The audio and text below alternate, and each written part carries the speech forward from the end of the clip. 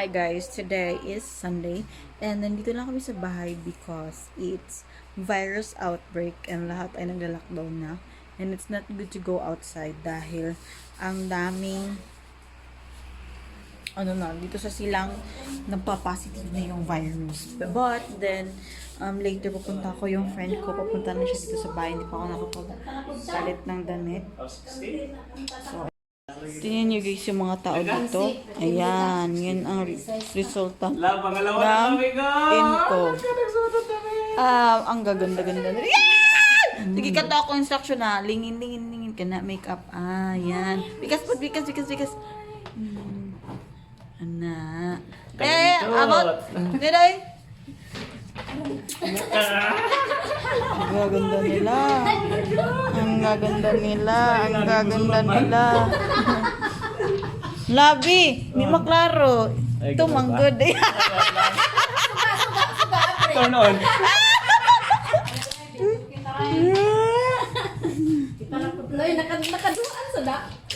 So guys, I made my humidifier functional again. Ayaw una ng asawa ko, but my friend told me na pwede daw din to sa may asthma. Kaya, ayan. Ito yung ginamit ko. Ito, binili ko to siya sa isang mall dun sa may Santa Rosa. Ay, hindi. Batangas pala to. And, tinigil ko na ang fragrance oil kasi it's not good. Pangit ng amoy. At, yan. So, yun na nga, nag-quarantine ng mga people sa bahay at magpalit na po kami damit dahil papunta dito ang friend ko at sasamahan ko siya para kukunin ang kanyang wedding gown. Kasi pinatahi lang niya yun guys at sa halagang 2,500 ata yung nagastos niya.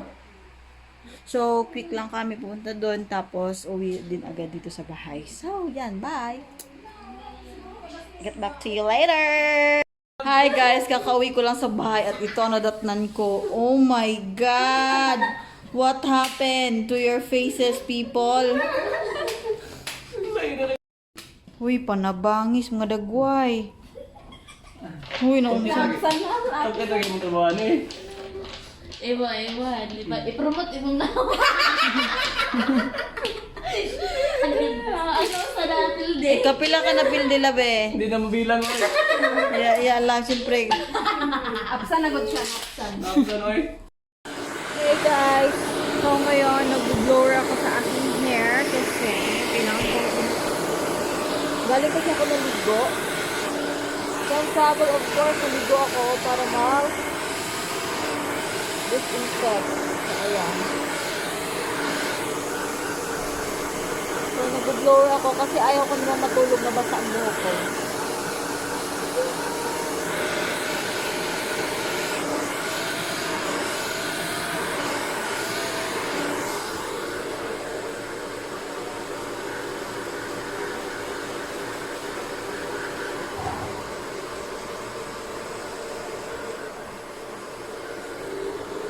The next day. Hey guys, good morning. So today is March 22, 2019. I think this is 17, 19, 18, 19, 20, 21, 22. This is my 1 week na siya na naka-quarantine kami dito sa bahay. Yung asawa ko, lagi naman niya pumunta sa school niya. Kasi chine-check niya lagi. So, may ID lang siya pinapakita. Para ma-check niya yung school. How's the school? Ako may gagawin siya. Mas makafocus kasi siya doon. Compare dito sa bahay. Mas magulo dito sa bahay. For my breakfast, actually it's already 10:30 in the morning. For my breakfast, I did this last night, this shake smoothie. This is a mixture of malunggay, oats. Nakita to kay Michelle D. Kaya gumawa ako ng sarili kong version.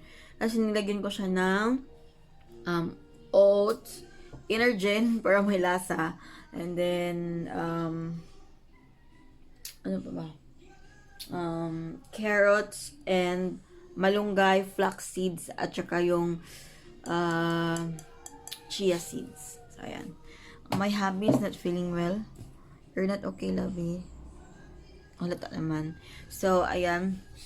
Dito ako sa kwarto nag-vlog because may music sa labas. Baka makapiright tayo. I don't know. Baka makakapture din niya dito.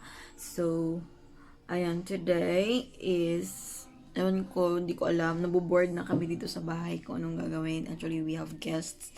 There were 4 of them.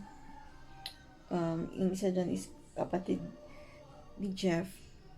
And yung isa ay yung kaklase niya before. And elementary classmates niya dati. And then, yung mga friends. So, ayun. Supposedly, ay lilipad sila palabas ng bansa. However, hindi natuloy. Kaya, dito sila sa bahay. Hanggang naabutan sila ng lockdown.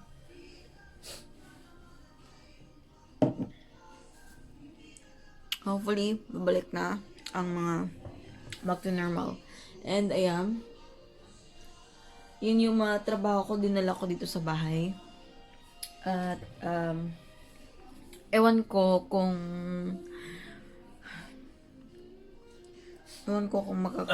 kung ano. Kasi, dito sa bahay, hindi ka makaka-focus dito sa pag-work. So, ayan.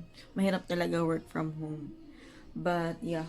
We'll see later. And, siguro mamaya ay mag-work ako ng konti. And then, mag-i-edit ng vlogs. So, by the way, kung magtatanong kayo kung saan ako nag-i-edit, dito lang ako nag-i-edit sa aking phone. Dahil, sa laptop ay masyado siyang mabagal. Nabutan ako ng like 12 hours just to edit the So, ayan. Nakaka-boring dito sa bahay, promise. But, yeah. Anyway, that's a mandate from the government na hindi lumabas at isang pass lang ang binibigay per household. Kaya sila bilang yung lumalabas sa amin.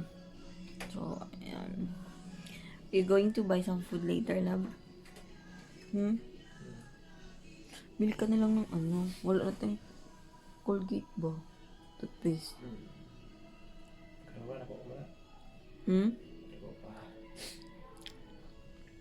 Close ba ang mga bank? Kasi guys na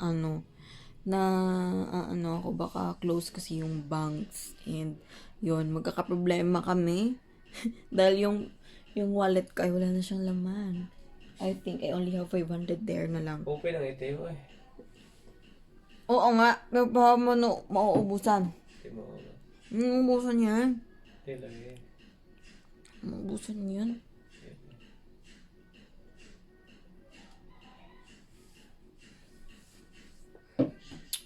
Kasi hindi ko na-withdraw kasi meron pang natirang pera dun sa ko. Tapos, wala na. Binigay ko na sa kanya. So,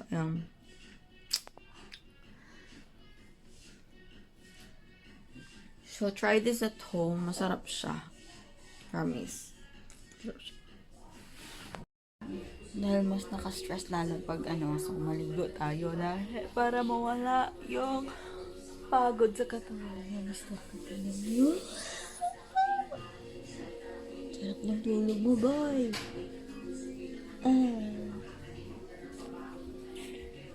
Okay. And then, mag-i-edit na ako ng video. See ya. So, hey guys, tapos ko lang maligo and then I cannot film outside kasi meron music at baka mag-copyright siya and yeah, I'm not sure. Parang maririnig pa din niya dito, makaka-copy. So, ayan. So, mag-i-edit na ako ngayon ng vlog. Okay, para meron naman kayong papanoodin sa ating channel. So, as of the moment, nag-random lang ako ng dito sa aking Instagram. Nanonood ako ng mga Insta story dito. So, ayan. Yun yung minsan pag naboboard ako, nanonood ako ng mga Instagram stories. So, ayan guys. So, ayan. Mag-i-edit na ako. And then, I think my hubby is cooking. I'm not sure. Let's see. Anong ginawa ma? Anong ginagawa ma? Brush. Meron kasi ditong window dito sa aming kusina. So, yun. So, ito pala yung working station ko kasi work at home nga tayo. So, ayan. So, yun yung mga kalemba at saka yung ukulele na hindi ko na nagalaw. Ayan. Nandyan na sila. Ginagalaw ko na naman sila dahil naboboard na. Wala nang magawa dito sa bahay. So, ayan. Bago ako mag-i-edit, we'll be cooking this banana. Mga piyano niyo. Banana. So, nag-iisip pa kami on what to do with this banana here. Banana Q siguro. Kamot. Yung may English word pa. Of course, sasabalin ako.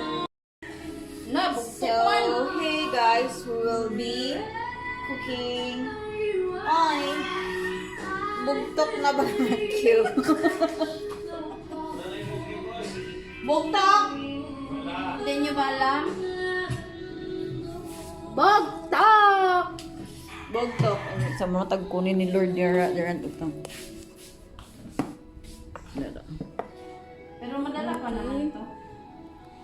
Dala pa ito, Ismail.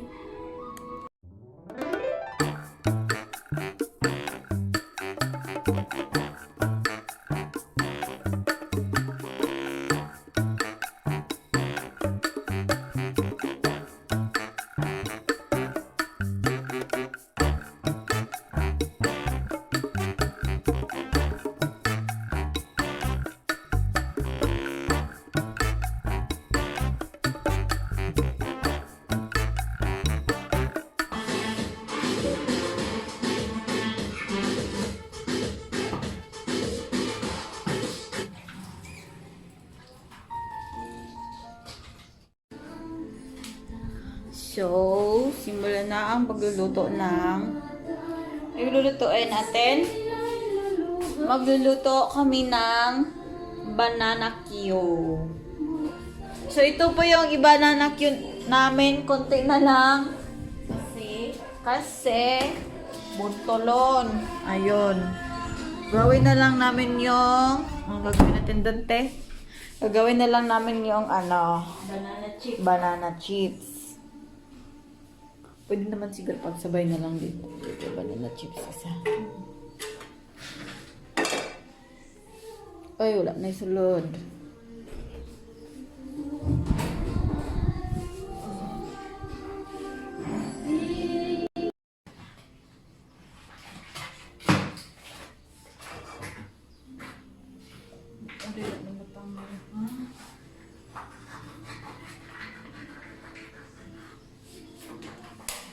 Doon, kamuti Q, dito, banana chips ang gagawin.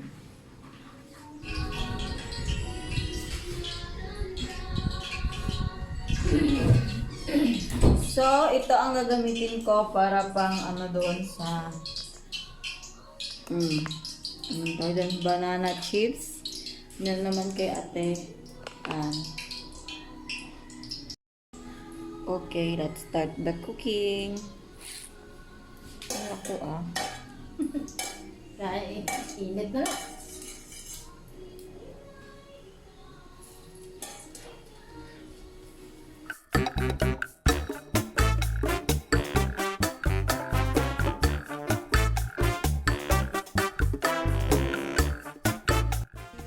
Yan, dahil mainit na at nararamdaman ko na mainit na siya.